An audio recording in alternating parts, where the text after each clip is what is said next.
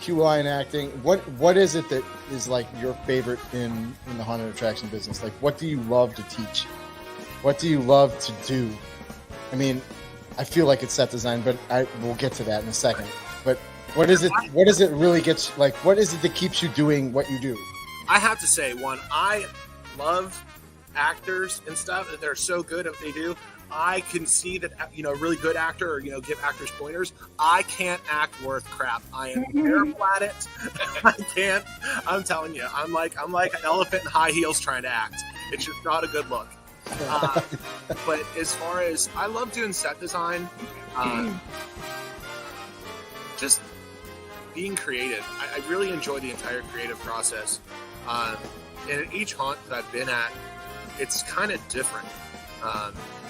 I was talking to Troy last night and I mentioned it, when you have a haunt that has, I'm just throwing numbers out there. I'm not giving anybody's budgets away. I'm just throwing random numbers out. If you have a haunt, I refuse any color. And this is the current theme. So I refuse all color. It's 100% natural light. So I use amber-based LEDs, a lot of like textural lighting. If there is any color, it would be in the graveyard, just to like give some sort of like green, so it doesn't feel just like brown everywhere. You can notice like all the lanterns. The only lighting in the whole place that you actually see as a guest is lanterns and like industrial lights. So this is moving forward from the Victorian mansion into the current theme. And this one, my wife had the idea of doing a mine shaft. So it was her idea. And I'm obsessed with this era. So I'm from Colorado. So the whole gold mining thing, the gold rush and all that is a very, very big thing in Colorado. So I grew up, going and exploring the mountains and seeing all the gold mines on the side of the highway and stuff like that. So I've been intrigued with this era of human history for a long, long time. So when she said that, I was like, that brings up so many good ideas, right? And one of them being this elevator ride that we built. I was just going to ask you that. Did you make this yourself? Yeah, so we made the entire elevator and then did the entire 3D render. We did the whole video custom for our theme. The only thing that we didn't make is the actual airbag platform. We got that from Fright Props, just because, number one, I think safety is paramount, right. And if I built something on airbags that was running off that much pressure, I wouldn't necessarily feel super comfortable with putting kids in that ride. Yep, I agree. So, and on top of that, you're right, time is money. If I spent my time building something like that, it would tip me. But the end result is so awesome. So I apparently got a little bit better because like for all that time, because my husband at Christmas, like even though we both are really into both holidays, like I'm the Halloween one and he's like the Christmas one, and he was like, you can just throw a little show together for Christmas, right? I was like, it took me like 8 months. I got 3 weeks. What are you talking about? But over the course of, I think, 3 weekends, I've put together our Christmas show. So I actually learned stuff absorbed, and I got better. So Cool. I thought this was the other thing. Like, I have a brown house, so a lot of people, like, getting into it, I thought I was just going to do, like, the surfaces, the garage, the windows. I didn't think I'd get to do anything on my house because of it being brown. So I thought I'd do like that one thing where they were flying about. I didn't think I could do facades. And that was one of the things that I learned pleasantly that I was able to do, as long as they're a different color. Like at Christmas, I did a gingerbread house. Well, a gingerbread house doesn't look like anything on a brown house. It looks like... So that I learned, don't do similar colors. But if you do something like purple, red, it'll show up nicely. And I like these. These showed up pretty cool. So when because I know that Atmos makes their stuff really more geared towards the budget monster than you don't have to have an expensive projector to make their projector.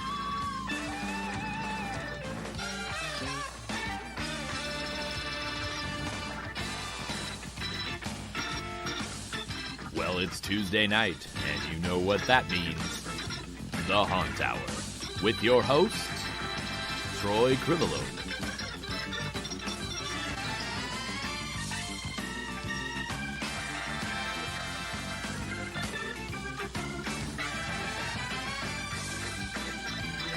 Susie Fleesick,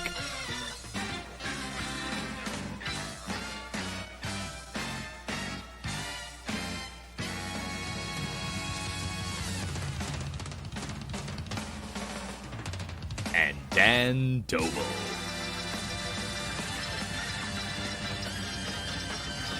Tonight's guests are Tyler and Nora Proffet from The Scare Factor. So sit back, strap in, and welcome to the Haunt Tower. Oh boy! Oh boy! Oh boy! Oh boy! Oh boy! Oh boy! Oh shit! Where's Troy? It's a wet Troy? floor. There seems to be a wet. Sorry, Oh, hey, there sorry. he is. I'm going through TikTok before they ban it. So I got about 8 million videos. Wait, to what'd I watch miss? Before What'd I they ban. miss? Well, they're gonna. I mean, Congress. Yeah, they're gonna ban they're trying TikTok. to. So Oh you yeah. better make sure you watch all my videos, okay? Yes. I watch all of Dan's videos. Dan has a TikTok for his hair, by the way. It's a whole channel. just He hair. should. His hair It's has like- his own TikTok. I don't even think Dan manages that account. I think his hair does. No, my hair does definitely manages everything in my life. Anyway, welcome everybody to another fantastic Haunt Hour. How are you guys tonight? I'm good. I'm great. I got my robe on. See? Look at you. Jesus. Where's everybody else's robe? Eventually, you- she's going to be doing this from her bed, and then she's going to be doing it recorded because she's going to be asleep. It's gonna be that's a great idea. Yes. That's a fantastic idea. I love that. boy. Yeah. Oh boy. I'm getting older and older, and it's getting closer and closer to my bedtime. You know. You're so old. I know. I am drinking coffee though, so Oh Well, that's boy. good. So now you're going to be up And I'm all like, night. That's great. no, that doesn't work. It doesn't Old work people like don't that for drink me. coffee after 5 o'clock. Yeah. Yeah, they do. My parents used to drink coffee all day, all night, and like never. The coffee pot was always going in my parents' Really? house. Yeah. Always. Yeah. Christopher I'm Christopher official. Pesley says Haunt Haunt Hour Hour after- after dark. Exactly. It's not dark at my house, Chris. Yeah, it's definitely dark here. Yeah. Dark here. You guys will replace me with a younger version that instead of wearing this, she'll have on like some kind of lacy thing. Damn it. With You guys will- panties? Yeah, Panties. with panties, and all the views will be like, and I'll just be. I tried to get Forgotten. Johnny on that last night. He was doing live testing for his show, and he was doing mic testing. And I tried to get him to say panties like 4 times, and he did it without laughing. But the smirk was real, like it was hardcore. Like he was gripping, trying not to laugh. He'll deny it, but he was absolutely smirking at that. He's like, I could say panties without laughing, and it like his voice changed and everything. It was really weird. Yeah. Did it change like Dan's voice before we went live? Yeah, was we're like- having technical difficulties right up until we hit play. That was Record. like some exorcist shit. That was I scary. didn't I do gotta tell you. anything but turn the damn thing off and turn it back on. I know, right? There's no Well, replacing that's what you're that for supposed to me. do. That's It what is. the IT. That's what IT tells you. Don't ignore this. No. Don't ignore that. Go back. Put it back up Oh, there. sorry. Am I supposed to? I'm Do I have to getting a leave that up all compliment. night? Can I please, Yes. please revel in this? Make it my nickname. There's I'll no leave it up all replacing night. you. Yes. Yes. Yeah. It has to go in the middle. Christopher Absolutely. knows Thank what you. to say to the ladies, though. So Yeah, you know. obviously. Yeah. I'm taking it. Hook, line, and sinker. Yeah. But Yeah. speaking of haunt scene, this is the last Tuesday that we will not have a buddy joining us, right before us. Because haunt scene starts next Tuesday, and it's the hour right before us. Mhm. On the haunt scene. He's on YouTube and on Facebook, all that, so you can check There out it haunt is. scene. Johnny. Johnny's a great guy. He does Johnny, we love you, Johnny. lots of different types of topics. So it's not just haunted houses, not just Halloween, it's horror, it's makeup, it's haunted houses, it's traveling, all kinds of stuff. So he's a wealth of knowledge as well. So you are allowed to watch this show prior to ours. And but if it overlaps, you need to immediately must. cut it at the time it's Absolutely. over here. Right. Yes. Yeah. Whatever Yeah. time zone you're in, it needs to end at that hour, and you have to jump on to see us. And we will absolutely know. We keep tabs on all of you. I do, of course. You do. Yep. So Dan, I think we're ready to jump right into it, aren't we? Yeah, I think so. I think so. All right. Are we when you say jump right into it, what are we jumping right into?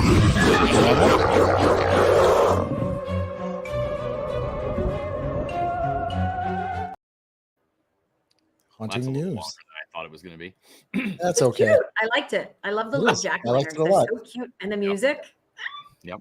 Loved So Haunting Dan, do you have any news. news? What do we got going? I don't. I really don't You have don't? any news. I No, gave I him mean, news I'm in the sure. chat beforehand, but... Oh, I wasn't paying attention. I was watching hunt videos, so my apologies. Well, you know what, Dan? Let's dive into that for a second. What kind of hunt videos Okay. were you watching? I was watching a lot of home haunter videos for the Home Haunters Awards. I'm one of those judges, so I have to. Ooh. You're a go through judge, and and you've got what?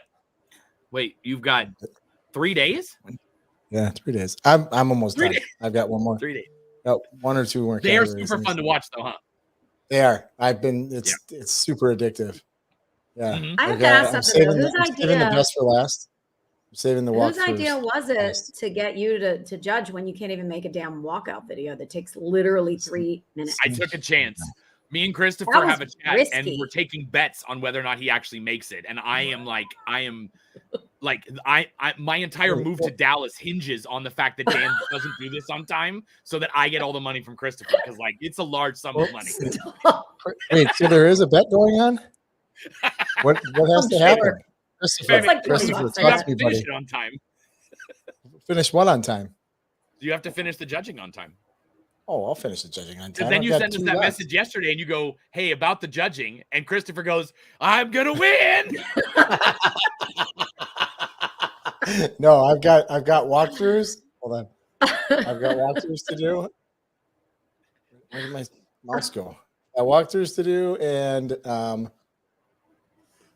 some static ones left, and I'm done. So sorry, Chris. Yeah, bad. yeah, Chris.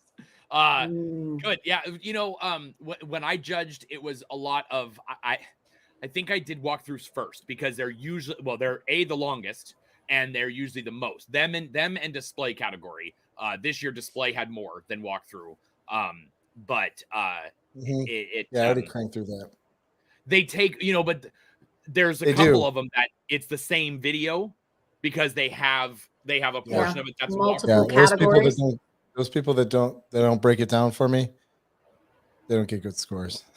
We're Ooh. gonna that is something, because I noticed that for about 4 or 5 different entries, they made one video and submitted it to like 6 different categories. Oh, It didn't really break it down. And luckily, I've been doing this like back to back, so when I get into the next category, I've already watched it, so I kind of know what I'm looking for. You're fresh, Right. yeah. But there are some that I don't. Yeah. So Thank you, for those of Christopher. us that don't know Thank you. anything about this home hunters, like how you submit a video and everything, what are the requirements? How long are these videos that he's watching?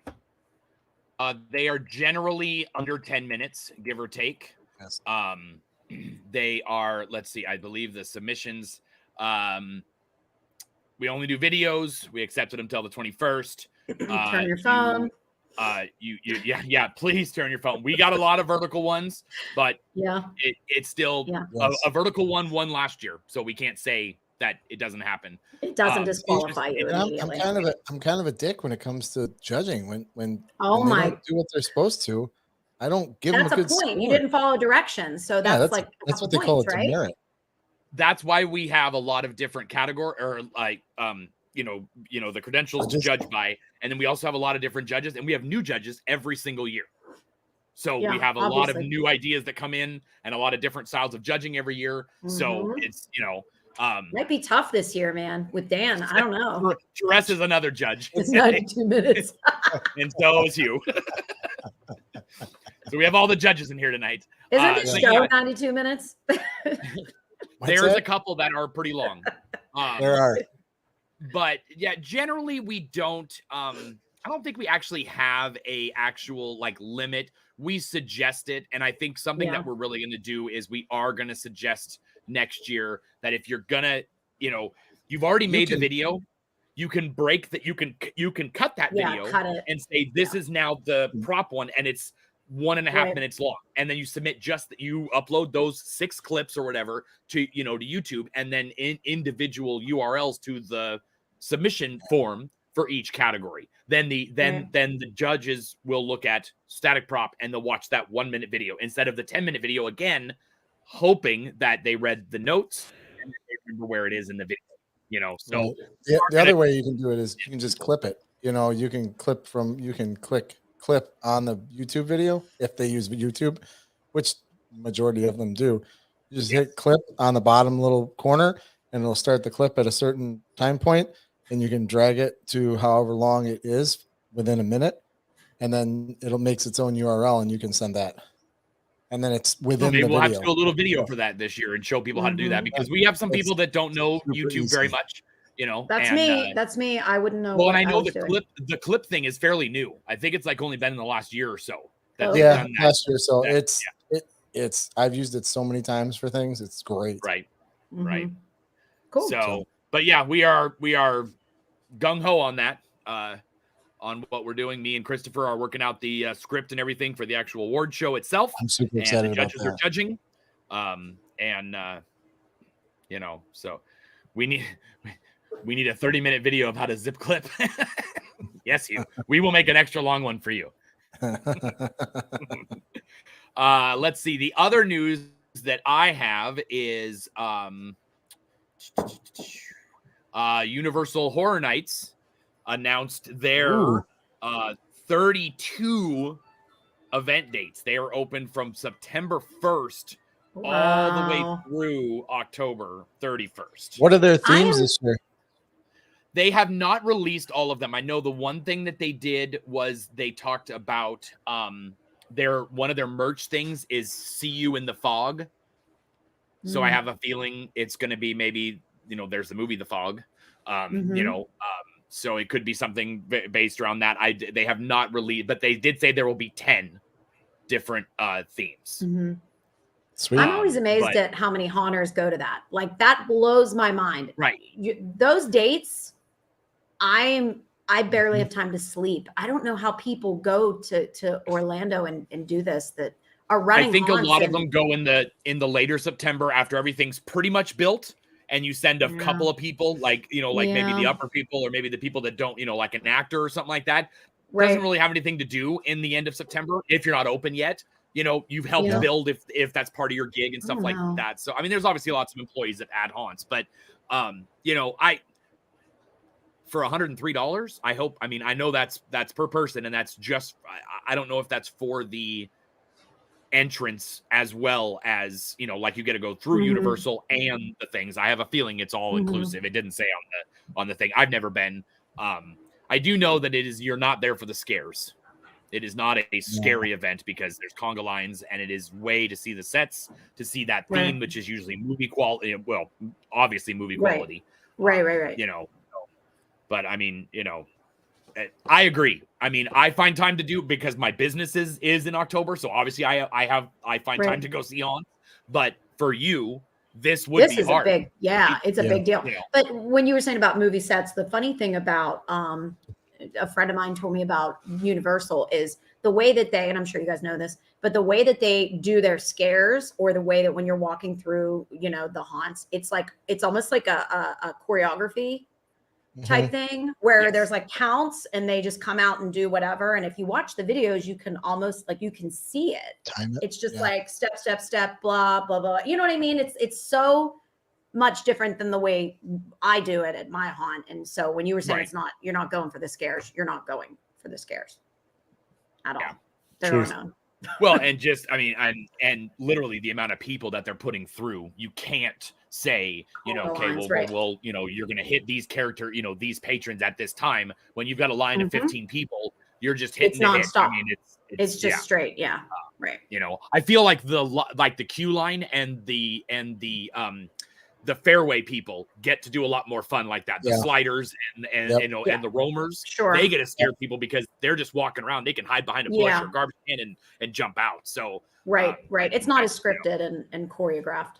out there, probably. Yeah. Yeah, they're all scripted. Mm-hmm. Yep. Yeah. They don't use their voices. Oh, It's not their voice. It's a recording. They don't ever use their voices. Right. That's the other thing. Yeah. See, there you go. Yeah, Backstage you can tour take a through the trip to go. houses. I'm there. Yeah, see, backstage. Yeah. Busy day. Sean's here, everybody. Just for Hi, everybody knows. Sean. He wanted Hey, us to know.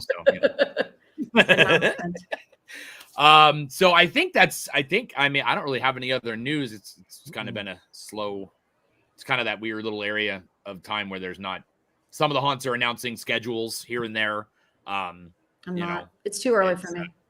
It's convention season. It's start doing planning, office type stuff for haunts and stuff. It's not a lot of. Yeah. This is the calm before the storm, though, honestly. Oh, of course. Yeah. Mhm. Yeah. These couple of months here. It's about to get crazy. Which sure. is good. Get real. Which is good. Mhm. So I think we could probably just jump right into, so maybe a little bit of, I mean, everybody loves to learn things, Haunted Toolbox question of the week. Wrong. I Is that do. wrong? I do. Isn't that the wrong thing? Totally the wrong thing. No. Wait, I told wait. you I had random ones. I told you I had randoms. I thought we were doing the question of the week when we had the person. Oh, what? Why did I do that? Never mind. Ow. Ow. Brain fart. I blame Tyler for that one. Anyways, I'm actually going to blame Troy for this one. I mean, he's being good for everything I am else. I am not on my game tonight for some reason. I am a little bit, just a little bit, That's all right. So these are hanging panty monsters, and They're play in the wheel. adorable. You're upside down. They are. They're upside. It's in Texas, so Texas has. It's kind of like Australia. Everything's definitely bigger down. in Texas, including Oh, yeah, panties. No shit. This is our good friend. I thought I knew that yard. I thought I did. Oh, yeah. I actually watched this whole thing last night. Sometimes I watch the whole thing. Sometimes I watch enough of it to know that I think it's a good how-to. This is a really easy one, and I think a lot of haunts, home and pro, could do something like this because you're making the head, and you're doing the, you're making the oh crap. No, of course. Liberty Mutual. If you don't have Liberty Mutual, Liberty. Yeah. We're also not sponsored by that stupid game. Damn it, Alan. I blame Alan. I had to load this early because the first game came on and it was not appropriate for child audiences. But you use your, you got your backer rod, your foam, your pipe insulation stuff to use as well. And he gets into using, some wire and the weed blocker fabric, which is obviously I love using that stuff because and he even says because it's already black. It's super awesome. So these, I mean, this actually could be a good make and take how to for like an association or a camp out or a the DFW haunters are doing a lot of make and takes now, Chicago haunt builders, things like that. I think this would be a good one for that. And in the end, you got the little PVC pipe there with the stick, and they actually look really cool. They obviously the weight bends them down, so they move a little bit.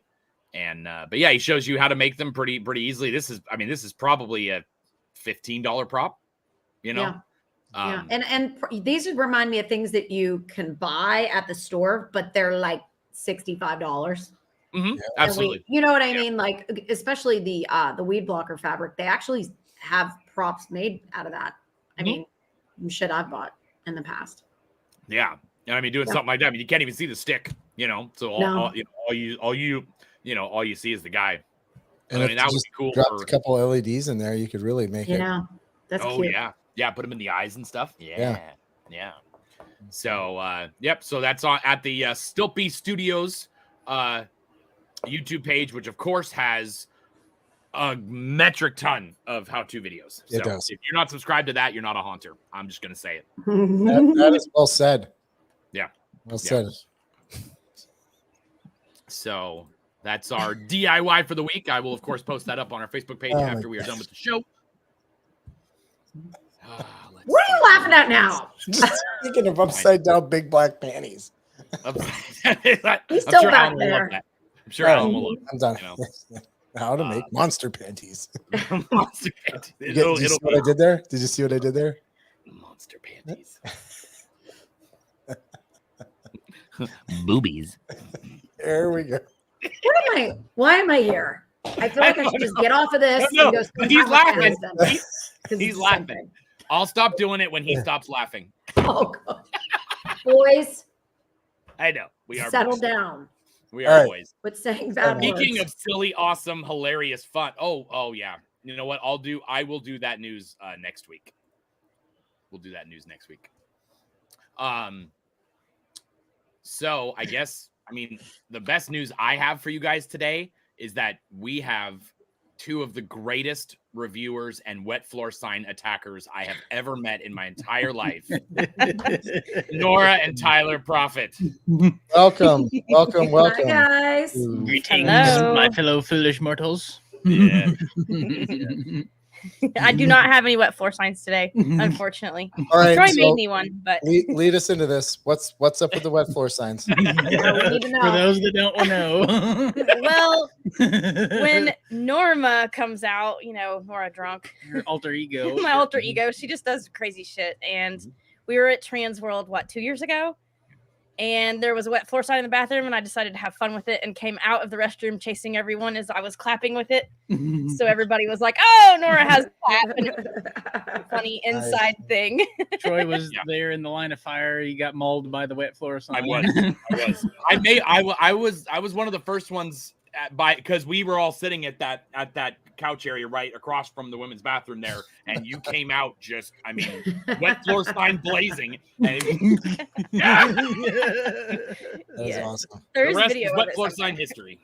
That is Mhm. awesome. Yeah. So whenever we see a wet floor sign, we always think of each other, and that's how this Oh whole my industry gosh. goes. We all have those little things, Yep. Right? Mm-hmm. So yeah. Nom nom.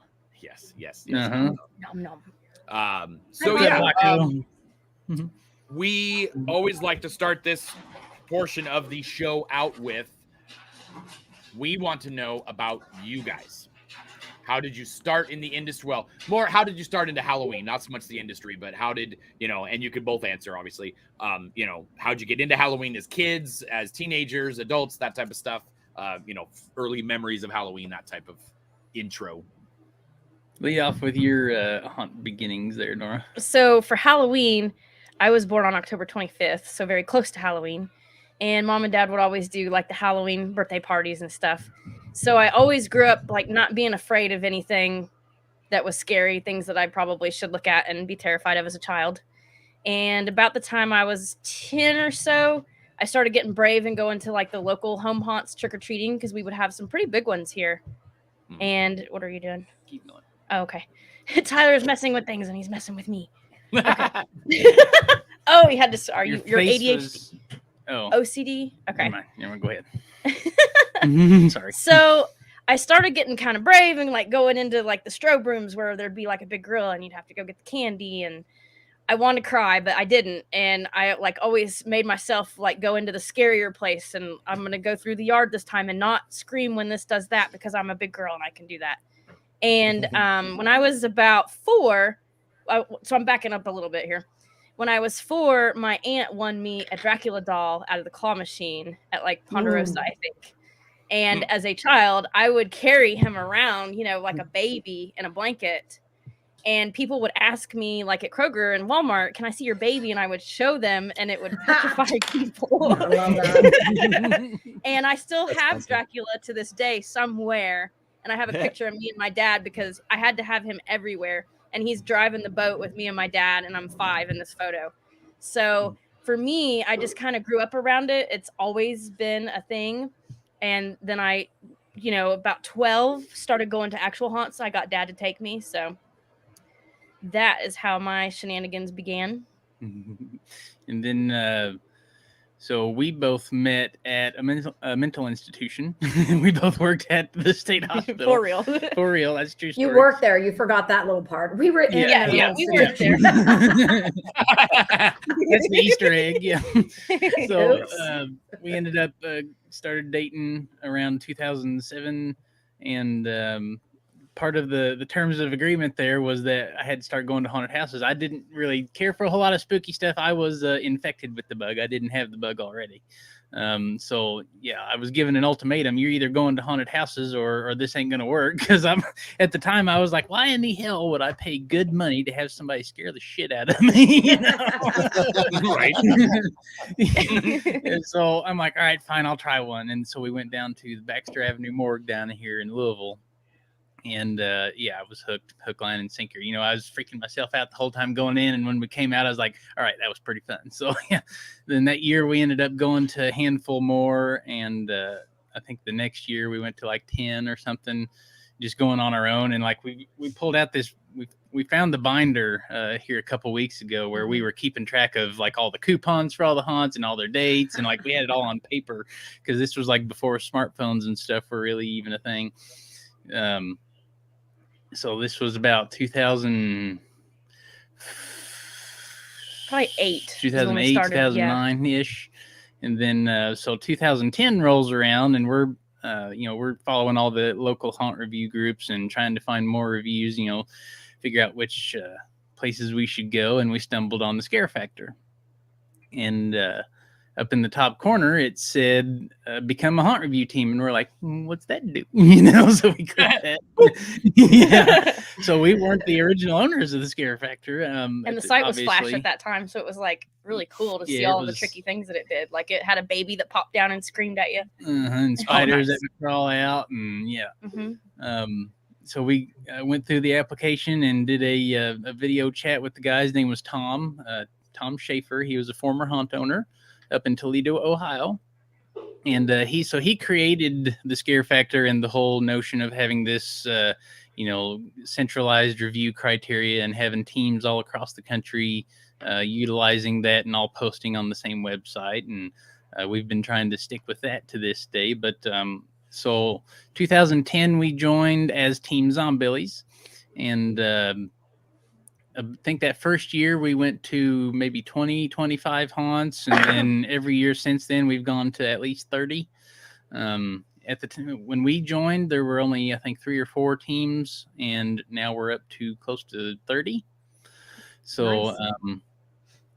And you're still looking for more teams, right? Like currently looking for teams? Absolutely. Our dream is that we would have enough teams to review every haunt in the country. In every season, which it's a pretty. Our ultimate goal is to cover them all in as many ways as we possibly can. Yeah. 2013 or so. Of course, we'd been with the site a few years, and we're like, Tom, we got to update this website. People are getting smartphones, or we need to be mobile friendly. All this, that, and he's like, I ain't got the money, I ain't got the time, and we're like, okay, well, what if we make a teamzombillies.com and start doing something? Because people started, especially around Louisville here, they're like, we know you guys, Team Zombillies, but what's the Scare Factor? And we're like, well, this is supposed to be the other way around, I didn't know what the Scare Factor was at all. Yeah. And it was like, and we're like, and he said, wait. If you're talking about building websites and stuff, he's like, why don't you just buy the Scare Factor? I'm like, huh? What? That's the thing. So we had some talks, and then we purchased the Scare Factor in 2014. And we also purchased the first review that was ever written. It's on the back end, so we'll keep that forever. We still have a whole database of every review that was ever written. So that's cool. Nice. And then in 2015, we started the directory because we were trying to figure out and learn where all the haunts were. And the best way we could think to do that was to just have a list of all the haunts. And so we're like, well, let's just go ahead and put that on the website and make it where everybody can use it and enjoy it. And we figured out how to tie that in with Google Maps. So that was a huge help. And we've just been snowballing and trying to get bigger and better every year. So are you guys your own review team still? Do you guys still review? So you own and you have your own team still? Yes. Absolutely. We make it a personal goal to review more haunts than all the other teams.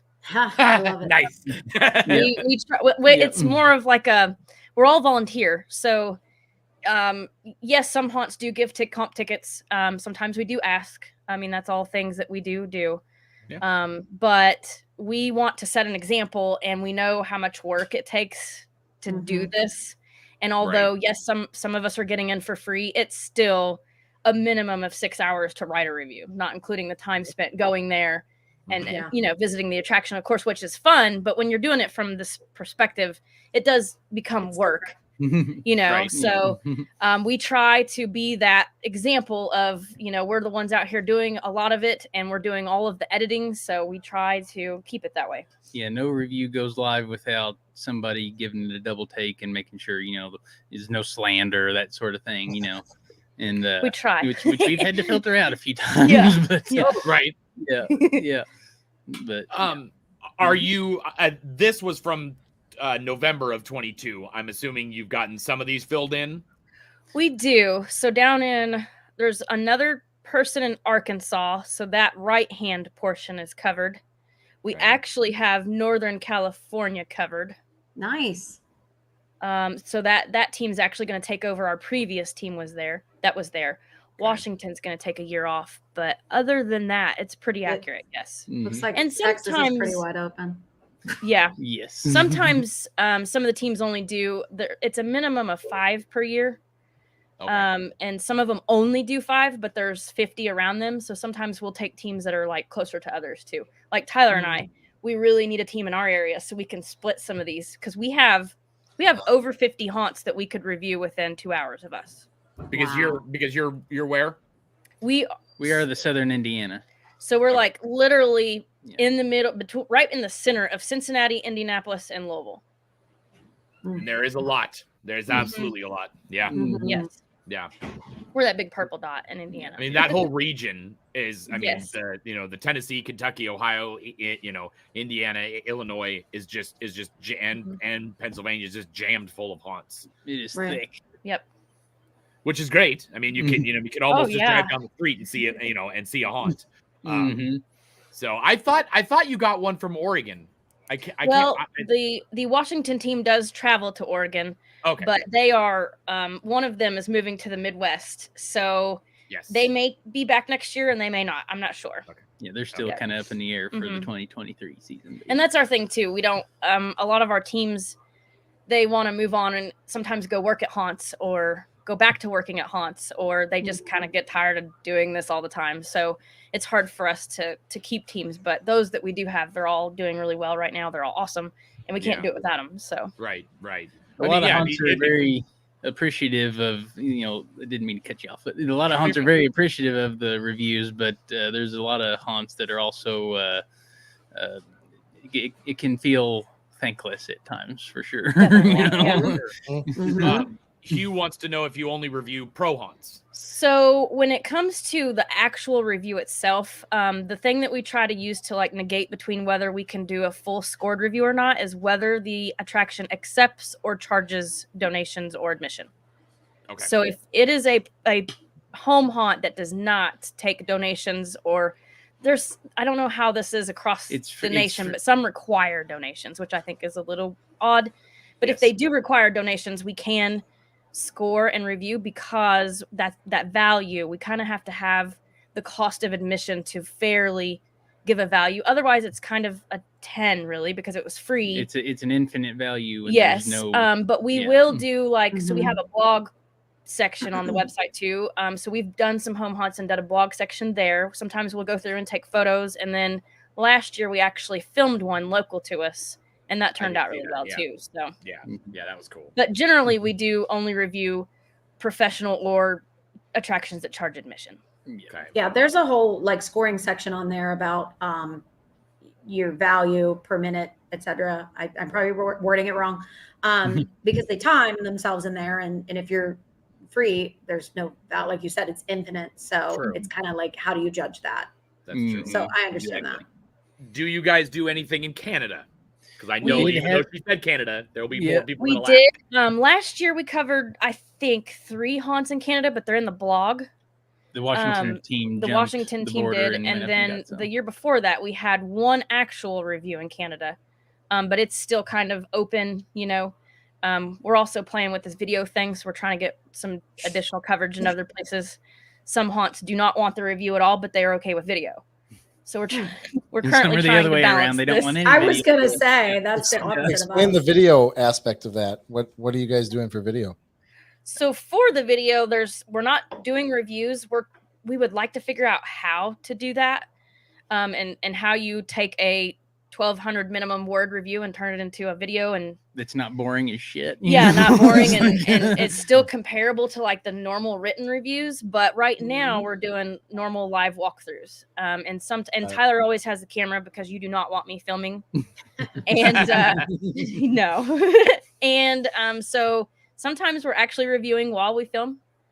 Some are okay with that, and for the most part, it's just normal walkthroughs. We did do we went and talked to Larry at the Darkness, and we did a normal show lighting walkthrough, but Larry was in there talking to us during that time. So yeah, we started with the night vision camera, and now we have a nice full color camera that's like low light. So yeah, you can get in there and see how we've played with our videos just in the last year. We're trying to appeal to everybody and not quote unquote ruin everything in there, but at the same time we know when it's supposed to be dark in a haunt, it's supposed to be dark.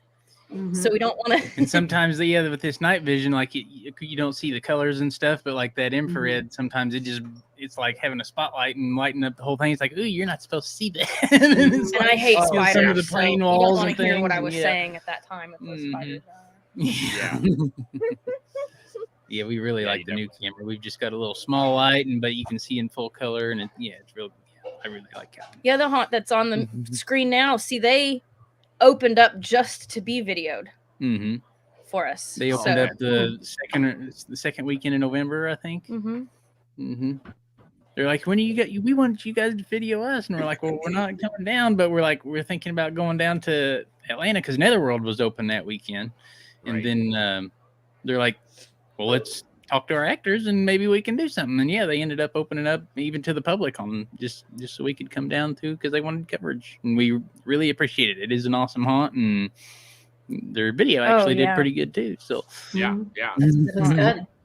So I guess the question would be, and you obviously don't have to answer it if you don't want to, but do they pay you for this, or is it just kind of you guys get the coverage, they get the coverage, it's everybody wins type of thing? We need content, so we do not charge for it. If we do have we have one in Texas asking us to come out and one in California. So if we maybe had a group that were okay with it and they wanted to pitch in, we're not going to be like, no, but we're also not going to require it, But it gets tricky when you're a review site. What you don't want it to be perceived like you're getting paid for good like a good review or a good score or something like that. Yeah, so we would rather not mix any kind of funding with a potential review visit. So if we ever did get some kind of monetization for video or for doing the video, it would have to be like a separate visit, nothing to do with a review. Right. We do have advertising on our website, but we try not to let any of those on the review pages themselves. That's about the best we can do, though, really. Oh, okay. I see. Okay. So what about the haunts that do give you comp tickets and the ones that don't? Now, I know everyone's human, and we were talking about Dan and how he judges people, and he's a tough judge. But no, I'm just saying, I think for me, if I were going to a haunt and they weren't comping me tickets, I would feel a little bit.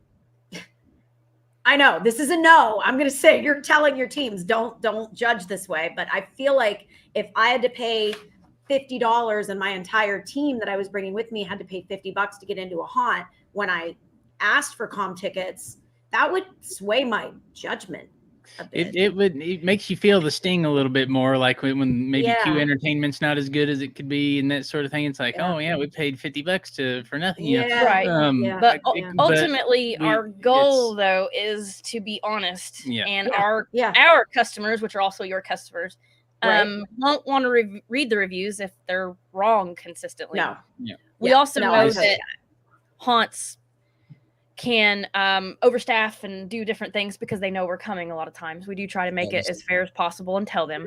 So we do understand that sometimes we probably see a better show than a lot of customers. We don't want to see that. We want to see the normal customer show, but We do that. The coordinating with the haunts to let them know we're coming and the asking for free tickets. That's actually some legacy mentality that we've carried over from Tom back in the old days. He always used to kind of be our liaison and coordinate with the haunts and ask them if they would be willing to provide tickets for us just to help get us out there, you know. And but yeah, the reason why we would coordinate with them, let them know we're coming, is that, you know, it's not our intention to catch haunts at their worst. You know, we want to be able to shine That's as fair. positive a light on them as possible. You know, now we Yeah, understand that's that comes with the trade-offs. Oh, hey guys, you know, the reviewers are coming on this day. Let's make sure everybody shows up. You know, And we have But heard that it's- at the haunts. And Mhm. for me, I would rather pay for my ticket and get an honest show Mm-hmm. than get the comped show, and they know that we're coming through. But they know as soon as we're there, it like we can't hide. Mm-hmm. Like Right. they always know as soon as we're in the parking lot, like they're Mhm. on, you know, on the radio and Getting the stuff. radio So for and turning the me, other way. it's You know, like it's I want to like yeah, I It's want like, to dock oh, yeah. points when I see them radio into each other that we're there. I'm like, "Urgh," that gets under my skin more than the. And I know people are going to do it. I'm not going to say I wouldn't do it, but that yeah. So I don't know. For most of our personal teams haunts that we visit, they mostly comp because we've been doing this since 2010, so they all know us. They Right. there's maybe 4 that will not, they're just not interested in a review, but we go do it anyway because we want the traffic on our website. Right. And it doesn't really hinder it for us, like just that part of it. It would have to be something that was in that score sheet, which is why we've built it. And we hope that all 30 teams are on the same page. Mm-hmm. But we, Yeah. you know, we understand what you were saying as well. So, Yeah. but we try not Yeah. to At let the end of that. the day, it's, you know, we can try to systematize it and make you think about all the things, and maybe Troy will show a picture of the score sheet at one point Yeah, I here. will. But I will. there's so many points to it that it kind of forces you. We've even had teams bow out of the application process because they're like, They this didn't. score sheet Oh won't yeah. allow me to give the score that I want to give. Mhm. You know, they're like, I want to give this haunt a 4, and when I punch in all my numbers, it comes out a 7. It's like, Mhm. well, that's because That it's was keeping you honest. An exact you know? applicant that we had. That's what they said. But at the end of the Yeah. day, you're right. It's still a human punching in a It's number. one of you those know, things. but- It's like, just take it to a haunt and try it one day. It might Right. surprise you. Like, it's not always. Sometimes I get in the corner, I'm like, ooh, that was a 9. That was a solid 9. And then it's an 8.5 on this sheet, no matter what I do. Of course, that's also an amazing score, but Mhm. I can't make this a 9 unless I literally go through there and like move numbers, and you shouldn't do that. Yeah. You Right. should put I down- am always amazed at how much our reviewers remember. I mean, do you guys have a hard time? I mean, I don't know how many go in with you with your personal team. I think ours has 3 probably. Probably sometimes. think you're I right. can't get, I mean, it's amazing to me because I do not have that. I don't, I guess, retain, I guess that's the word. But like, I've always had people come through the haunt and then at the end they'll talk to us and be like, oh yeah, I love that part. And they'll describe a scene we don't have. Oh yeah. We don't have it. They literally just left. And I'm like, wait, what? Like, and I go along with it. I'm like, yeah, that guy, he's a great actor. And I'm like, I don't even know what the hell they're talking about. No, seriously, because I think people want to see what they want to see, like sometimes. But it always amazes me how our team is like, you know, the review comes out and it's like, oh my God, they hit everything. So is there like, I don't want to say train them, but are there any tips that you give them? Do they dart straight to the car and just write everything down, or do they Yes. voice record it? Like, how's That's that a big work? record it, and we do recommend. Of course, we usually have them get permission from a manager or somebody to audio record whenever possible, and we'll wear like a little lapel or something. Mhm. And just hearing those sounds going through, it's like, oh, I remember that scene now. I Oh, remember right. all the You know masks, and I remember that Well, actor and exactly what he That said. makes sense because I Yeah. think I've been Mhm. acting when they've come through and I've heard them actually describe what they're seeing. Mhm. Oh, That wow. makes so much sense. Yeah. I've heard like, oh, something's on the floor. Like, yeah. Okay, that makes sense. Mhm. the- And we'll make mental cues, and like I'll sound like I'm still at the mental hospital because I'll be like talking to myself like this and looking at the walls and looking at the spiders and like, oh, the cobwebs are green and the lights are red and all this and there's wooden He floors. usually goes off in a there's corner spongy and starts floors on the pointing at bridge things. and Nora's like, come on, we gotta go. What But are I'm you talking doing? about the spiral on the wall. I love it. That's great. But you like so there's like a mode you get into too, and it's it's obviously the reviewer mode where I can't go to one and not look for all this stuff anymore. Right.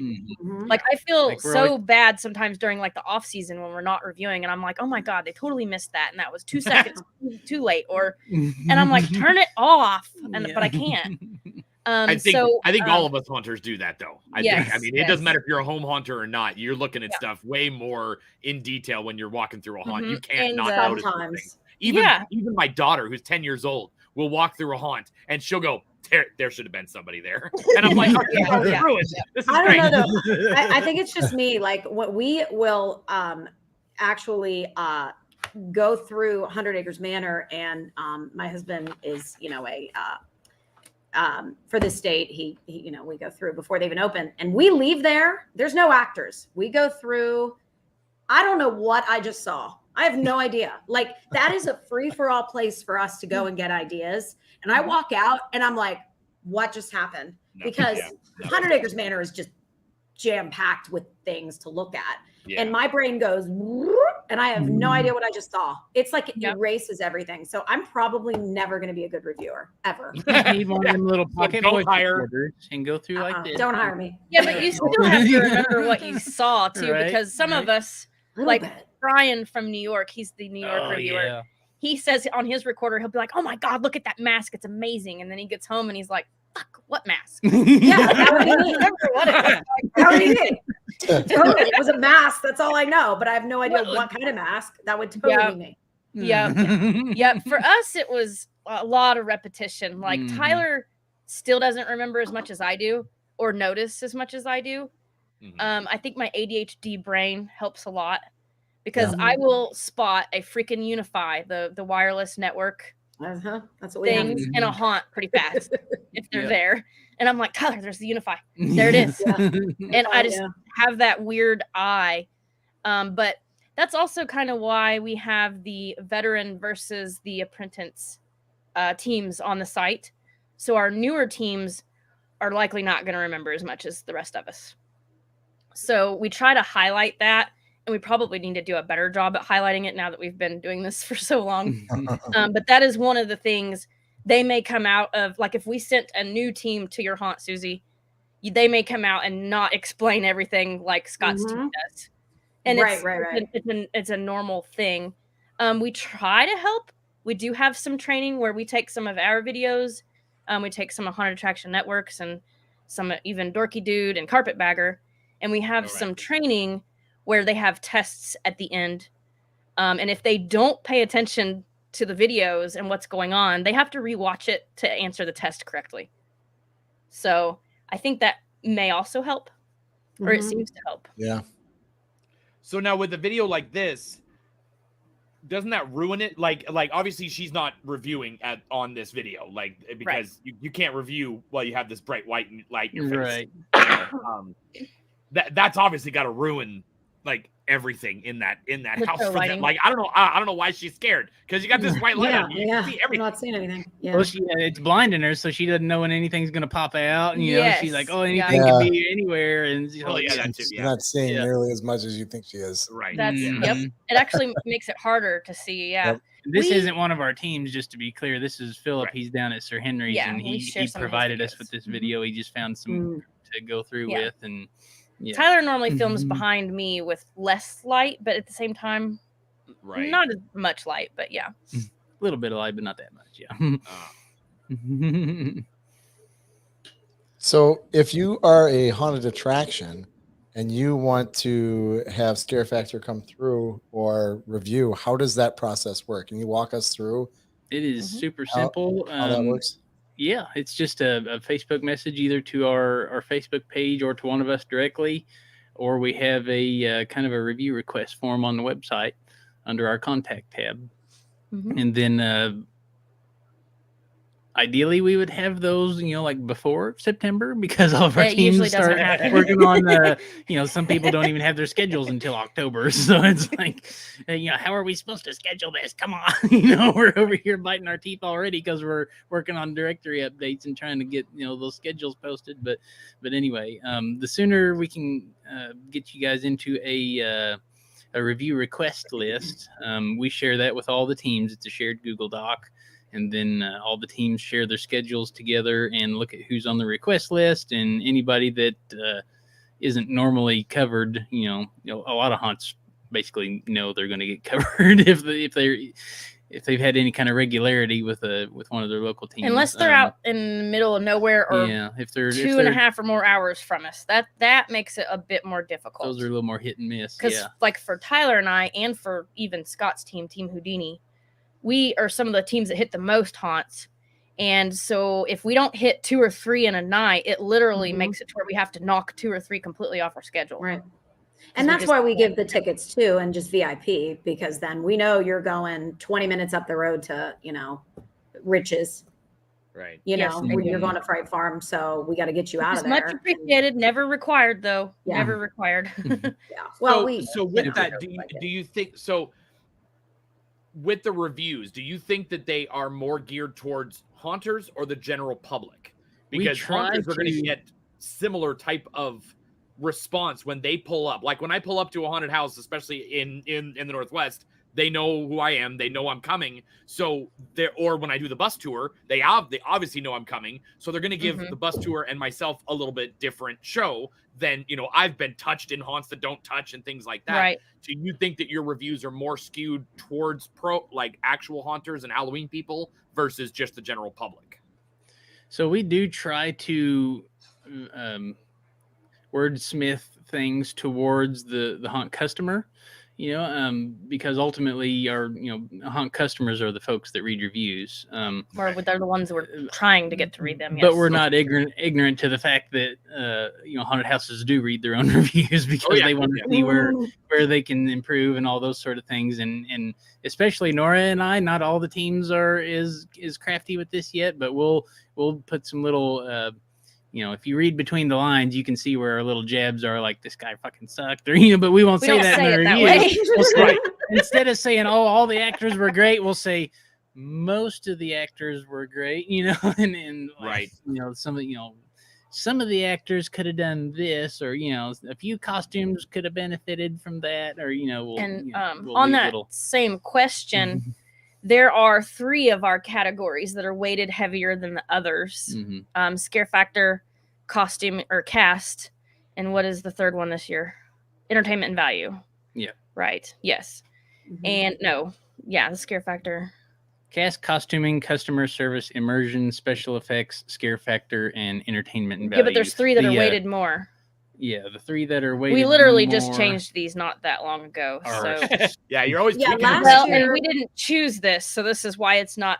So where I'm going with it is we read 5,000 customer reviews, yay, online, and we wrote down what every customer was saying was really good or what they were noting was really bad, and that's how we got the weights in these categories. Oh, so we were trying to say a lot of customers are looking at how scary something was. Like they're saying it was really scary or it wasn't scary. So that's why scariness is rated one of the heavier categories. So in like the case of Halloween Horror Nights, like you guys were talking about earlier, it's not really geared towards being scary. So unfortunately, although it is a beautiful haunted house and tons of people flock there, their scare factor score would not be very high, thus would pull their whole score down quite a bit. Right. Yeah. Right. Yeah.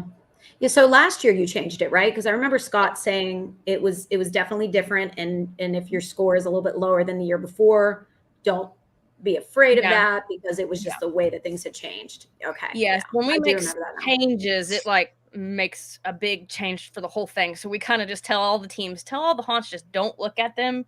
And then we start reviewing here the first week of September, because that's when some of our local haunts open, and we were seeing score drops like right off the bat. So I'm like, yeah, we better put out an announcement.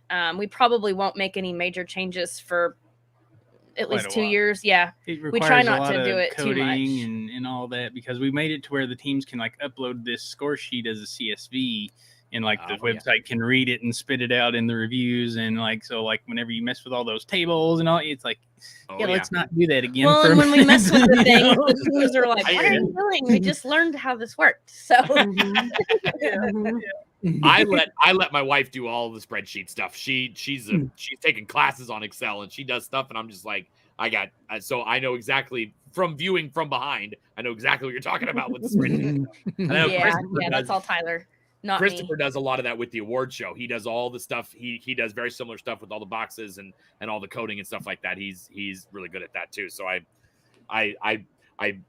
know my limits, and I know how to use Excel, but a couple of computations here and there and some cells. That's as far as I go. Yeah. So would you say that if you went through without being comped, you would give a different score because of would there be a different feeling of the haunt if it wasn't, if they didn't know you were coming and then you still went through and reviewed it and you stayed in the line for the 1 or 2 hours or whatever, And you paid the money. You experienced all of it from the car to the car, like a regular customer would. Yeah. Would you think that would give a different review, or do you think it'd end up being similar? It would be similar because we try our hardest to do all of them as as fairly and as unbiased as possible, and even the haunts that we've been going to for 10 years, they even though we talk with them all year long and they ask us questions about the reviews and all this, that, and the other, like even though we know a lot of them to where we consider them friends, they know that the gloves come off whenever we're coming through to review. It doesn't do us any good to, Mm-hmm. The only ones I ever feel like I can't be, I guess, honest. If I had to not be honest, it would be the ones that are terrible. Mm-hmm. We have personally reviewed 2 that were in the score of a 2. Oh, ouch. And we chose actually not to post those. Like, we've got some 4s on the website from last year and some 5s. Mm-hmm. And the reason we chose not to post them was because we felt it would do more harm than good. Yeah, I get that. Well, those attractions never were open again, and we talked to them there and told them we can't review this, and we discussed it with them. A lot of people do wonder. I don't know if this question is anywhere, but a lot of people do ask, why do you guys have so many high scores? I was gonna ask that. Yep. That is kind of one thing, is when you're in this position, it's really hard to keep things like something below a 5. You're just not going to have very good input from the attraction. Mm-hmm. So of course we've had to get lawyers involved before. Tyler and I are banned from ever visiting attractions again. So even though we paid our money to go through, and yes, we want to be honest, and we do want to have real reviews out there of places that may not be as good as others, or ones that want to improve and they're just starting out or whatever. But in all reality, they are the ones that ask us not to come. Right. So most of the reviews that you do see are the ones that I guess bluntly feel confident enough in themselves that they can earn those scores, Okay. And so the reason we don't have lower scores is because we don't go to them for one reason or another, Right.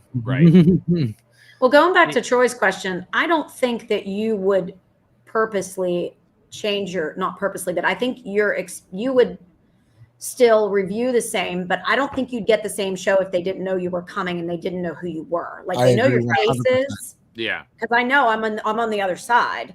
And there is another review team, which would be the Haunted Housewives, that are just more local. They're branching out a little bit. They don't tell us, maybe last year they did. I could be wrong. They might have told us last year that they were coming, but they haven't. There's been times when they've just showed up. And I'm going to tell you right now, you hear on the radio, Tish and Lily are here, because they're recognizable and people know what they look like. That's what they like. Yeah. You know, so Game everybody's on, yeah, And absolutely. Susie can So attest to this, and being a haunt owner as well. I mean, you make sure, because that review makes you money, especially if Right. it's good. So you want it to Right. be over the top when you guys come through this. Right. Why would I not? Like, why Right. would you not? That's like a restaurant to be like, oh, hey, this great reviewer's coming that, you Yeah, know, let's- writes for the New York Times. Let's give him our shittiest chef. Like, Yeah, why would you do that? Little scoop and a biscuit. There you go. Right. What do you mean I got a 2? Right. Mm-hmm. Yeah. And I makes mean sense. that. I mean, you know, because I mean, I've seen, and I've had haunts even here do it. They are, and like you said, they're no longer in operation. You know, the ones that are going to tell you not to come back because they're not good are the same ones who are going on to Google, you know, Google and Yelp and putting in their own reviews and not Yes. realizing that the people are putting their names down. And you go search their name on Facebook, and oh look, works at blah blah blah haunt. And you're like, wait a minute, you just reviewed your own haunt. You said it was great, and there's a ton of bad, and there's like 5 great ones. You're like, wait a minute. Yeah. So it's obvious when they do it, but. And I've heard a lot of horror stories from review crews in the Midwest out here, or across the United States, I should say, that get into a situation where it isn't good, or you can't say the real things, or you're trying to be manipulated by the haunt owner because they want to make sure that their haunt stays at the top. And how do you guys deal with stuff like that? I'm sure you've had attraction owners come to you and say, what's it going to take to get a perfect score? You know, I'm not looking for you to name names. How do you deal with something like that? We have had, I can probably count the number of them on one hand that have actually pushed it and tried to get on, you know, the top of lists or higher scores. Yeah. And it's a very short answer. We just have no tolerance for it. You know, we shut it down immediately. That's us personally. Yeah. We can't speak for all the teams. We hope they would do the same thing that we would say, but we tell them scores aren't negotiable. We have a local haunt that's always like, damn it, Nora, I wanted a 0.01 higher and you couldn't give it to me. And I'm like, scores aren't negotiable. Like, they're just not. I don't even know what my score was last year. Like I read it, I love it, I share it, and I have no idea what it is year to year. I don't want to say it's not that important, but I can't imagine telling you that I wanted 0.01 higher. Well, and it gets to where like some of them are real close to each other and they kind of competitively play on each other. Most of them are friendly about it, but we have had a haunt offer us $4,000 to put them number 1. They were not number 1. I can tell you that. I like that. 4,000. And like even when we were doing our voting, they were cheating, and we shut it down, and that's why we ended up stopping the voting. Yeah, so shit's rigged. We just want to find the best attractions. We want all attractions to be good. But even if we hang out with you or go ghost hunting with you, we can't lie for you. Like, we have to see it. Yeah. I feel like if somebody offered me money, it would make me score them lower. It is aggravating. That's where I'm like, that's the kind of stuff that gets a little bit more aggravating to me. But still, we do it as fair as we possibly can. I can tell you as a just a weird side note, most of the time the haunts that do not comp are some of the ones that have the most unfriendly people at them. So normally you're kind of like, well, I don't feel bad saying this because they were not, I mean, I don't know why, but so that's been one real good advantage to us bringing the video cameras around with us here lately. It's like, no, look, this is what we saw. You know?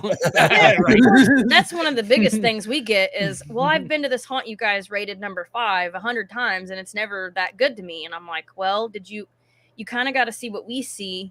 And as being reviewers, sometimes we'll go to a haunt owner because we get asked a lot of questions about why wasn't this score this. We get asked why the score wasn't higher a lot. And it's like a specific number, like why wasn't it this? And so we will tell them exactly what we saw or what happened. And sometimes it's just not what they thought was going on when we were there. So, you know, the haunts change so much. Like, I hope everybody has a consistent show, but at the same time, you know, you're relying a lot on actors for the majority of them, and you don't know what the heck they might decide to do. Yeah, we've seen them on the phones. We've walked into a room one time, and 3 of them were talking with their phones out with their masks off. And I walked into the room and I said, I'm going to turn around and come right back. And you better be in that costume. Appreciate it. Yeah. We can talk to the haunt owners afterwards and be like, oh, yeah, we really, so-and-so that was in this room, they were kind of doing this thing. And they're like, what? There's nobody in that room doing that. And they're like, yeah, there is. I did read a review from a local haunt to me that did mention that there were actors on their phones. It was in the review. So and we use those to teach our actors, which, as you can see, our cast always gets a high score, but we're like, listen, don't be these people. I swear to God, if I ever get a review that you guys were on your phones, I'm going to lose my shit. And I am not. Yeah, customers don't want to see it. Nobody wants to see it. Yeah. Water bottles and all that stuff. Mm-hmm. Yeah. So kind of an inside thing for me is when I'm doing my haunted house tours, this is the first and only site that I go to map out where I'm going and to find out where all the haunts are. If there aren't enough in that area where I want to go, I'll go to Google and be like haunted houses in that area. Because I know I've tried to give them my map from Northwest Haunters Association, and she has turned me down so many times because she's like, we want them to put them in if they want to be in the directory, and then the review teams will do that part of it as well. And I'm like, I totally understand now. Because like for Oregon, you have like a quarter of what's actually here, but you don't need to have all those other ones because the majority of them are home haunts. You have all the pro haunts, and that's good. But we like having the home haunts too. Yeah, we've been trying to add them as much as we can. It's right, super hard. Well, and they don't always update, and that's my biggest problem with mine is they'll move and they won't tell anybody, or they won't do it one year or something like that, and then you've got people going and saying, hey, leave that to the associations, we'll take that gruff, you guys can, But it's so cool to be able to go, like, this website is made so well because I'm able to go, and just hit the website, hit the Facebook, which has reviews on it sometimes of their own. It's got, stuff I want to look at, their own videos. If you guys put up a video, that's awesome as well. But it's so easy for me to go on here and say, I want to find what is in Dallas, Texas. And so I just literally, select Texas, and you're able to grab this when it loads here. You have all the different during things. The off season, we turn the speed down. They charge us by hits. So in like January and February, can you turn it up a little bit for me? Because let us know when you're in there, Troy. We'll turn it up for a few weeks. We're trying really, really hard to get the zip code thing to work on this website, but man, has it been a pain. Like where you can type in your zip code and go across lines a little bit better between states. Oh, I see. Okay. It's rough. So Nora, right there around January, February, when we start seeing all of our different directory page traffic going up, and somebody looks like somebody's crawling the website, it's Troy. I'm literally on here for days looking at stuff because I will go because like I'm also planning future tours as well, and so I don't just do the 5 or 6 haunts that I'm doing this year, and then I just go off. I've got a spreadsheet with like 6-7 years, and then basically once I have the current year, I'll go look at that spreadsheet. I'm like, oh, maybe I want to do this, and then I'm right back on the site again looking for more haunts. And I just love the fact that I can just I can click it and it tells me I can do the see more. It brings me right to their webpage. Probably the only thing I would say is if you could, and this is mainly just for me, is if I click on the see more, can it open in another tab? Because then it goes because it opens in that same screen, and then I've lost where I was. Like I lost the zoom in, I lost what I had clicked, and so if I was able to open, I know I can right click and say open a new tab. I mean, it's right, but how many other people are clicking on that too, right, and doing the same thing? For us, we like getting input because we look at this thing all the time. So right. But it's just, I mean, to be able to sit there and then read the reviews, actually. Little tiny extra little tidbit, this silo of screams is where my loan officer for my new house in Dallas actually works. Oh, cool. That's awesome. Super awesome that he's like, I really love Halloween. He showed me all the pictures, and then he goes, I worked at Silo of Screams, and I'm like, I know I've seen that somewhere, and that's where I saw it, is on your site. But I love being able to read your guys' reviews because I know that they are from a haunter's perspective, and the majority of the people on my tour are going to be haunters. So they're going to want to see very similar stuff that you guys saw, you know, and they're going to look for that detail as well. And I need to be able to say, okay, this one, you guys left a really short review. That means when I take them there, they're going to probably have that same feeling. You know, I like having smaller ones on there, you know, so I will probably have some 5s and 6s on my tour because I don't want to sit there and say, well, we're only going to have the big guys on the tour. That's not fair. I love having the small guys, you know, so everybody gets a feel of different styles of haunts. And, you know, so I like that you guys have different ones on there and that I can, you know, I can choose which ones to look at. Not necessarily, you guys aren't pushing, well, these are the only big guys. It's literally just a line of haunts that I can click and say, well, these 8 are in the area. I'm going to pick 5 of these, and 3 of them are going to be everybody knows, you know, and the rest are going to be not. And so I love that you have all the different, you know, and just the descriptions helps me so much, you know, that it's just, I mean, my job is super easy because of you guys. So awesome. Well, we're glad you find it so useful. That's our goal is we want to be the Google of haunted houses. You know, we want to try to have as much information as we can in one place for everybody. And I mean, ultimately, we're just trying to drive traffic to the haunts. You know, we're just trying to weasel in between Google and you guys. Well, we're just those ultimate haunted house enthusiasts. Like there's so many of us in the United States, and we're 2 of them. So right, right, yeah. It's just it's fantastic what you guys have created. I love the fact that it's there. To me, it is the Google. I mean, it's like the only reason I go to Google is I will look at their reviews because I then want to see the regular customer reviews, which is almost all of them say, well, the line was too long. Oh my God. Wasn't scary at all. Yeah. But that's, you know, to me, the long line comment is the greatest line that a reviewer can it is because that means you're busy. Well, that and they didn't hate your haunt. They only hated your line. They loved the rest of it. You know, they didn't say anything bad about the haunt. So take it that way instead of saying, well, all they said was everybody knows people don't leave reviews for happy things for the majority of the time. You know, you only leave it if you're mad. And so the fact that they're only saying about your line, that to me is a win. You know, plus like Nora said, it means you're busy and that's good. You know, it's usually though like, oh, I waited so long and then I got on there and one wasn't even worth the wait. Like they have to have that in there, even if they don't think that. Yeah, they have to just add that extra like insult in there. I will add the disclaimer that we've felt that way about some haunts a few times. Like they'll do a house break for a half an hour while they're leaving us in this little sardine packed line, and it's in an enclosed room where they're jamming music and you can't even hear yourself think, and there's no actors, there's like nothing going on. It's like, okay, can we move, please? It's like, but if I was to write a customer review on that, it would still be like, I didn't like this or this or this, but this was awesome. Oh yeah, we just even if we were, I should have. Yeah, said that. But if we were doing one of our official reviews, for sure. I mean, we still have to go down through here and like I say, we want our stuff to be credible, so we're still gonna put our emotions aside and try to base it, but I think on what it is. But that's also the difference between like me handing Scott 3 tickets and sending him through VIP because I know he has 1 or 2 more haunts to go to versus somebody that has to stand and wait. So it will be a different review because they're like, oh, I waited for so long, and then by the time I got in, I was so tired, or you know what I mean? So it can, I think, alter a little bit of the review. So when Troy said he goes to Google to read those reviews, I mean, I think you have to take like an average, you know, and just that's what I would recommend too. Yeah. Or even we do it ourselves.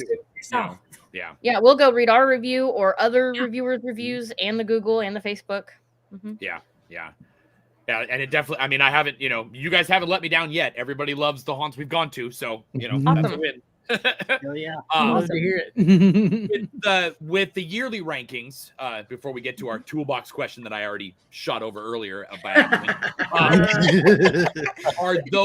is that just based, you know, because I know they change throughout the season. I know some will go on top, obviously, as you're getting the numbers in. But is that all done by the spreadsheet as well, and it just kind of moves along? It is all automated. We don't touch that page.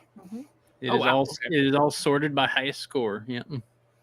Every now and then it breaks, and somebody lets us know pretty fast. If a haunt closes or something, it'll leave like a little disclaimer. It says this haunt is no longer open, but you can still read the review or something like that. Oh, okay. Well, I have a suggestion. Can you put numbers next to those? Because counting down there to see what number we are makes my brain know what number. Where is she? I Where want is to know she? what number I am. We're 8. Well, that would help me when I create my top 10 every week. Right? There you are. There you are. There you are. Whatever number that is. Down there. But you're above Castle Blood, so. Well, yeah, but no. Vicky, like that's a whole other. Honestly, you guys, like it's just Castle Blood's a whole other thing. It's just when you were talking about like haven't seen Castle scary. Blood yet. Scott always talks super highly of it. Oh, We got to get over. I love Castle We would Blood. love it. We love interactive.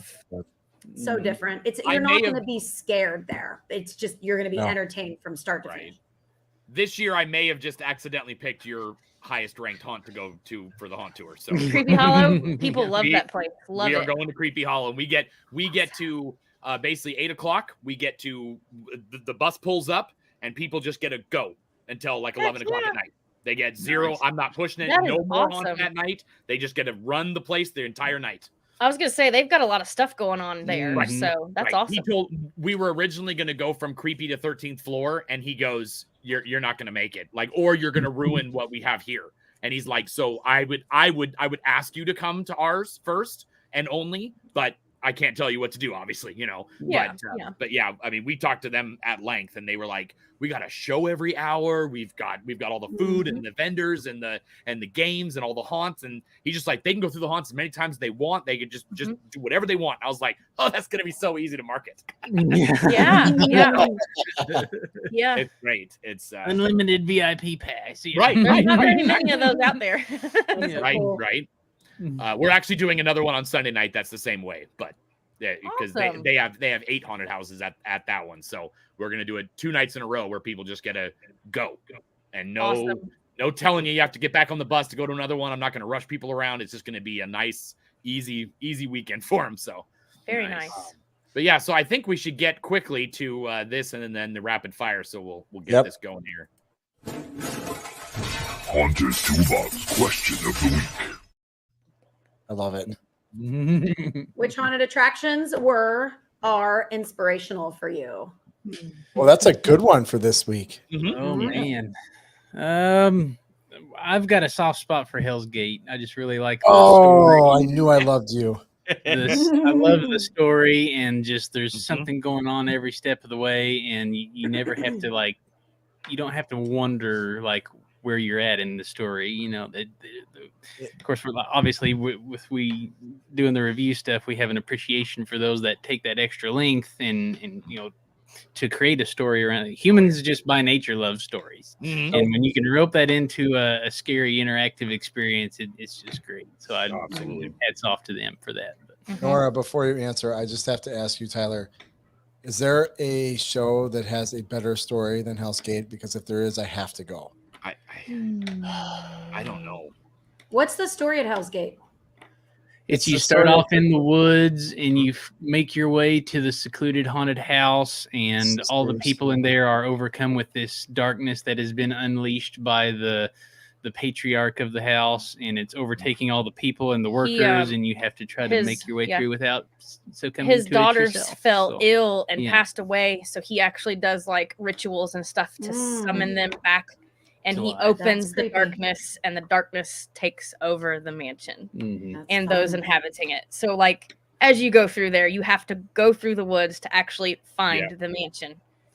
And they've got a lot of black makeup where it's becoming part of them, and as you go through the house, there's these trails of black just goo all over everything, and it's vines creeping into the house. That's interesting because we kind of do something like that for our haunt. Dan, do you know our story? No, I don't. Yeah, okay. I'll have to go into that sometime. We can talk We'll about make it that our offline. news of the week next week. News? Okay. Yeah, I want to Story hour. It's on our website. It's on our website, but yeah. But really, what I wanted to know is there another place that can give you a story like Hell's Gate or similar? Because as a haunted house or attraction or website or a news feed, if you will, with Inside the Haunt Industry and Haunt Collective, I've gone to Hell's Gate and I've never been to another show, and I've been to a lot of shows. I've never been to another show where it's like there's lines, but yet you still feel like you are the only person there. And I don't know how they. I mean, I don't know how they do it, but they do such a good job. It's character development. Yeah, it is. You've got But it's evil like intentions. Evil they do intentions. such a good job of it. They do the same theme through the whole thing from beginning to end. But I'm not talking about theme. I'm talking about like show quality. storyline, Like I'm talking about immersion. I'm talking about how they treat you as a single person, like a review team. You have a character that follows you through the haunt. And if you don't realize, like I didn't realize it the first time we did it, but they're like stopping the line so that, you know what I mean? Yeah. They stop the line so that you see everything and you never run into a crowd. You never run into a group because mother. Have you done the Hell Pass, Dan? Have you done the Hell Pass? No, but I'm sure that's what it was that I had. I mean, Mother took us through. Okay, so probably. Yes. Yeah. It is phenomenal. Like I'm getting goosebumps just talking about that show. It is very, very find something better than that show. Because right now that's at the top of my list. I can't quality wise, there's some out there quality wise, but story driven and sticking with that and having that overall immersion. I don't know if there's I would say there was a haunt that was close that I also had a soft spot for, and it was down here in Louisville, and they're not open anymore. It was at a place called Asylum Haunted Scream Park, and the haunt in that place was called Zombie City. Yes. And every year it had a story that would evolve on itself, and it was this post-apocalyptic city. And as you started off, you were going into Paragon Laboratories where they'd accidentally unleashed this chemical, and that's how the zombies came about. It was a zombie apocalypse. They called them Zambies. And as you would go through, you had to learn who you could trust and who you couldn't trust. And like some people would take, and the staff would kill each like other. A Negan and Walking Dead type of situation where they'd threaten you if you didn't join their thing, or you'd run into cults out in the woods and fireballs, and then you'd be the swamp shack with gators, and it was very, very immersive as far as story. I wouldn't say that it had quite the scenic theming and the whoop howl that Hellgate had, but they were very good at the story for sure. Yeah. I really don't think so, Dan. I really don't. I'm looking at all the names of these haunts. I mean, I haven't been to all of them, but none of them jump out as what I hear. And I've been to Hell's Gate, and I totally agree. It is from start to finish, the whole thing. It's amazing what they do. I just had to ask that question. That's okay. So Nora, what about you? The one that I would say is the most inspirational for me at this current moment is Eloise in Michigan. Eloise is a phenomenal haunted house. I think the reason that I would choose it as being the most inspirational is because of their ability to build such a wonderful attraction in the small amount of time that they had. Like we didn't even have Eloise in the directory the first year that it opened, and a haunt owner messaged us in the end of October and said, "You guys need to stop whatever you're doing and go see Eloise." And I'm like, "What the hell is Eloise?" And he's like, "The best haunted attraction I've ever seen." And so we're like, "Well, we'll look into it." And we look into it, and of course it's in a real old asylum. So that's one of my sweet spots is when the haunts actually take place in those old buildings. So I was like, "Oh, Tyler, it's an asylum haunt in an actual asylum. So we have to go try it," because we have Waverly here by us, but Waverly doesn't use the asylum theme. So I'm like, let's go check it out. We had no idea what we were in for up there. Like just I don't know if any of you guys have been yet, but we couldn't tell the difference between the real walls and what they built. It was really crazy. Like even when they use mostly white lighting on their first floor attraction. Oh, wow. So most haunts do not do that. So like when you're in there, there's a storm going on the entire time. So like you'll randomly see windows mapping in the windows, and there's lightning. Yes, so there's always lightning, and then you've got the characters and all your ambient sound on top of that. So like the ambient sound of the asylum in the asylum, the ambient sound outside, and then your characters. So it's just like if you got to walk through there and just pay attention, and they do their patient experiments in there, and there is shit in there I didn't even know what they like. It's It's crazy. It's pretty not fucked your up, some normal of the stuff crazy they patient. think of. Yeah. Like, It's not the normal crazy patient asylum. they've got like the first room that comes to mind is they call it dream therapy, and they've got these patients, they're props, but they're patients, and they've got them strapped to these chairs watching walls of like old school TVs, and they're just playing all these real fucked up things on there. But while they're making them watch these, they've got their heads split open with prongs in their brains, and so it's like, oh my god, so cool. it's like That's so they're like cool. they're forcing them to do this and reading the brainwave. And you're in there, and the sound is so loud in this area. It's like you feel it through your body. The floors and it like vibrate. puts you on edge because you're like, what are they going to do to me? It's like they're using those weird decibels that like make people have anxiety or something. Right. Like it's like when you watch a horror movie and you start hearing that. Mm-hmm. Start ramping up and like, okay, something's getting ready to Right. happen. You just have that feeling that something's going to happen. They've figured out, they're one of the few haunts that we've been to that's figured out how to make that feeling happen while you're walking through in person. Yeah, because we're not like the average customer that gets jump. I mean, I'm kind of more the pussy than Tyler. Like I can scream quite a bit in a haunt. It took me about 3 years to break her of running from chainsaws. I don't like them. Right. But this place will kind of freak you out, and you don't know why. Yeah.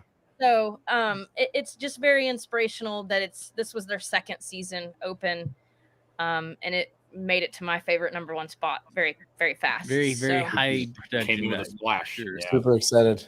I'm gonna have to go check it out. Oh, absolutely. For sure. I will say mine quickly. Mine is Legends of Fear in Connecticut. We haven't been there yet. Dang it. I want to go so bad. And it's not because I know the family and I love them. It is because we had went up there 2 years ago on a more of a private haunters tour. It was just a bunch of us haunters decided to get together, and we went to Overload, went to Fright Kingdom, went to Legends of Fear, and a bunch of other haunts around there. And I had been on one hayride before that at a sorry, it was a crappy haunt the night before, and we went to that one, and it was one of the most amazing hay rides. And then you went and walked through the forest. And nice. Both were just amazing. The amount of tech and the quality. And I mean, you're looking way up in the sky and way down below, and just all around you. It's super immersive. It's not one of those hay rides where you go through and it's like, oh, there's a scene here. Okay, we're watching the scene. Scare. And then you're going through some corn or whatever, and you're just waiting for the next scene. And you can see it coming up and stuff like that. Half the stuff you don't even see coming. And it's just like, boom, and then you're there. And you're like, whoa. That's one of our biggest things about hay rides. Yeah, it's like, they're really hard to score because they're not as immersive as a normal walkthrough. And it's exciting to hear that they exist out there where you don't necessarily see stuff. Legends. I'll be on Reapers in maybe a year. Yeah, we want to do Reapers as well. But Legends being I'm gonna say it was my first ever hayride, and so I mean it's if you get up to that area, I will be mad at you, and I will say you're not a haunter if you miss it. I have a lot of lists of things that make you not a haunter. So right? Dang. All right, Susie. We're definitely thinking about getting up there for Legendary this year. So there you go. Yeah. Yeah. Hopefully. See if then you can skate over there real fast before or after the thing. Yeah. Okay, Susie. Oh, mine. It's always Dent all day. I was gonna say. I was gonna call it. It's always Dent. Just because they're a school, we're a school, and we did the backstage. Yeah, we did the behind the scenes tour last year, and it was just it's inspirational for more ways than just the way everything's built. When you were saying like you don't know which walls, Dent the whole way. It's this old. The school's older than ours. It was built in the 1800s. I'm pretty sure. And they built their haunt inside. Like the first mistake we made when we first started doing our haunt was we were like, okay, here's the wall, the original wall. Let's build the walls and match up the paint. And we did that, but you can tell what the fake walls are. Dent just built the haunt inside of the walls. So they don't use any of their original walls, which I thought that was a good thing, and it's not. And we learned a lot from that tour. But not only that, they're clean. Oh my God. And I mentioned that last week, how clean they are. And they're just their organizational skills. Like I crave that. And my team unfortunately isn't the most organized, and it drives me absolutely crazy. But yeah, Den is just organized, so organized, it's crazy. So yeah, that's my answer. I also loved it. And Shane said Rise's Hayrack ride is really good. I agree with that. Rise is actually probably my like 5th favorite haunt that we've been to. Yeah, Rise is really good. When we went down for Legendary a couple years ago, as the first time we'd been there, yeah, it was a good show. Yeah. Oh wow. Are we ready for rapid fire? Well, Dan, do you have a haunt that's I do. I already said it. It's Hell's Gate. Sorry. Oh, okay. It's Hell's Gate. Hell's Gate is amazing. Hell's Gate. All right, are you ready, Dan? Amazing. Yeah.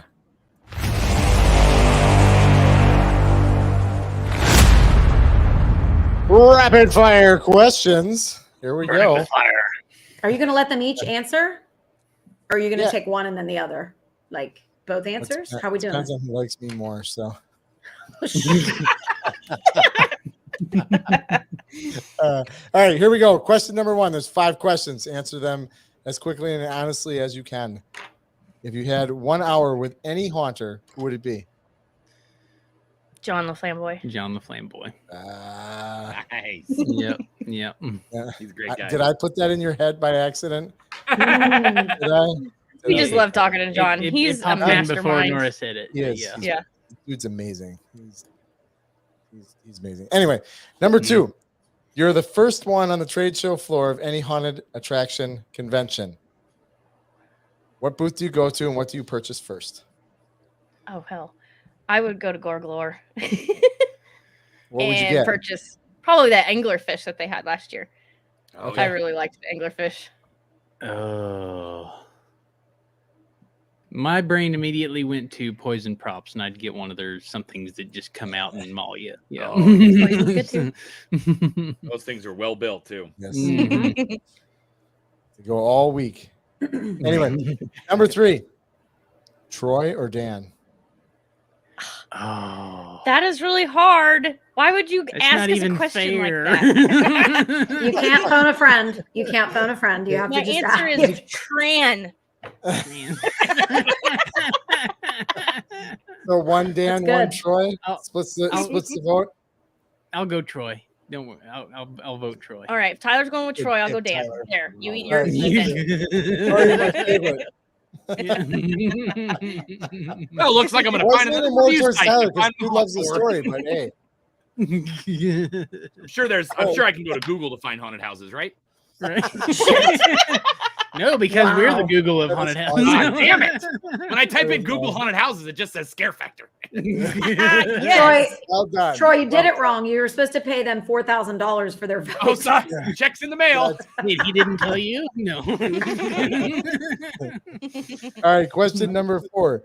If you had the chance to go to any haunted attraction, which one would it be? We already talked about this. So Yeah, kind of. Yeah. Mm-hmm. Okay, but Overload. of the ones you didn't say, Yeah, I was gonna say Overload. Yeah, Oh. we haven't Yeah. talked about Overload. Overload was the first one that Ooh, popped in, but but there's I'd one have that- a backup. That I really want to go to over on towards the west. Dead End Hayride. I want to go there really bad. in Minnesota. LA. Yep. LA? Dead ends in Yeah, Minnesota. Dead End in Minnesota. Oh, it's in Minnesota. Troy. When you say west, I think There's over here. LA. There's LA Hayride. Yeah, That's on the I mean, I'll west go coast. there too, but Yeah, Minnesota's north. Nora's not. She's directionally challenged. Oh, it's in west. I don't know. It's not West here. of Here. I got you. But it's not the west. I have the map and I can't tell you what all the states are. So there you go. All right, and the 5th and final question is: actors or animatronics? Actors. Actors, 100%. 100%. I think we're 100% across the board for that, aren't we, Troy? Yes, yeah, we are. Take note, vendors. Make more actors. Yeah. Especially ones that stay in their scenes. Right. And yeah. show up every night. Yeah. Yes. Yeah. That's Yes, why I it's said called the ball animatronics. and chain. That's what it's called. You're right. Actor We kind of joke around, but we say haunts without actors are museums. Pretty So, much. Yep. Oh, Sure. 17th door. I do want to. I kind of want to 17th go door there. was going to be Joanna. the one I said if I'm I didn't say overload. I'm a little scared to Yeah. go to the 17th door. I I have- mean, I will. I just watched another episode of it tonight. Of course you Oh, did. show? God, I love can't. I want to go so bad. You binge watched it. So if we go, we have to go with Troy. Yes. Okay, I'm down. Because I ain't going by myself. I got me. If you guys go, let me know, and I will absolutely go with you.